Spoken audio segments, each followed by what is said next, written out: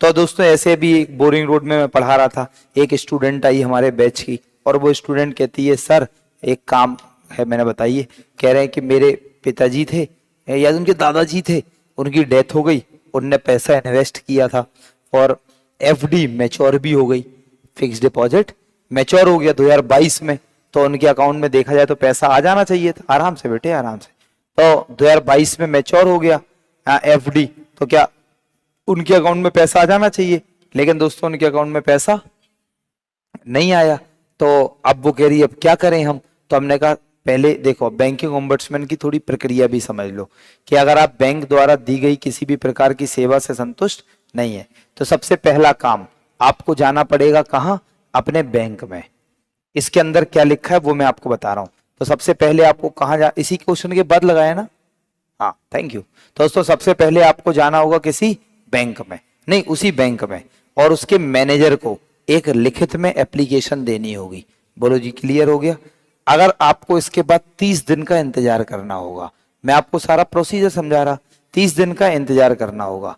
30 दिन के अंदर अगर बैंक मैनेजर ने रिप्लाई दिया, बस ठीक है नीतीश थैंक यू, 30 दिन के अंदर बैंक मैनेजर ने रिप्लाई दिया तो ठीक है, और रिप्लाई नहीं दिया तो आप जाओगे बैंकिंग ओम्बड्समैन के पास। पॉइंट नंबर 2, अगर 30 दिन के अंदर उसने रिप्लाई दे दिया बट आप सेटिस्फाई नहीं है, तब भी आप बैंकिंग ओम्बड्समैन के पास जा सकते हैं।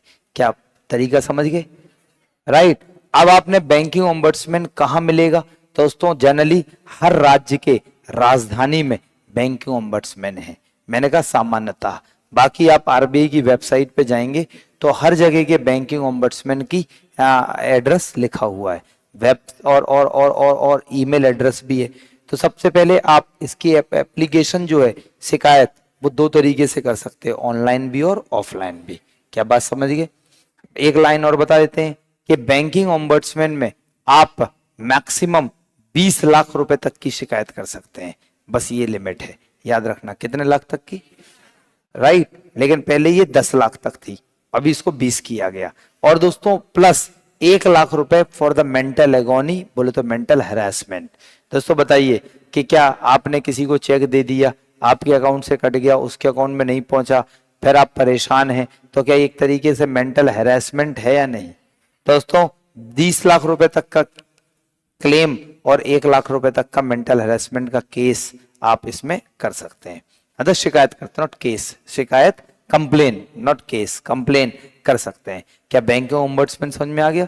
तो भारत में हम बात करें तो आया तो 1997 में था, लेकिन बैंकिंग ओम्बड्समैन स्कीम थी 2000